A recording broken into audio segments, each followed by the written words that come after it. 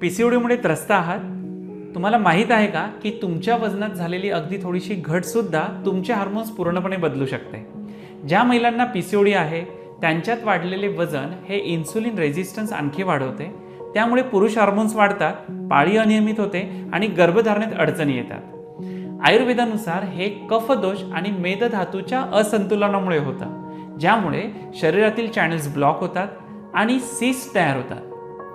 फक्त 5 ते 10% वजन कमी केल्याने तुमची पाळी नियमित होऊ शकते, हार्मोन संतुलित होतात आणि पुरळ तसेच नको असलेल्या केसांची वाढ सुद्धा कमी होते.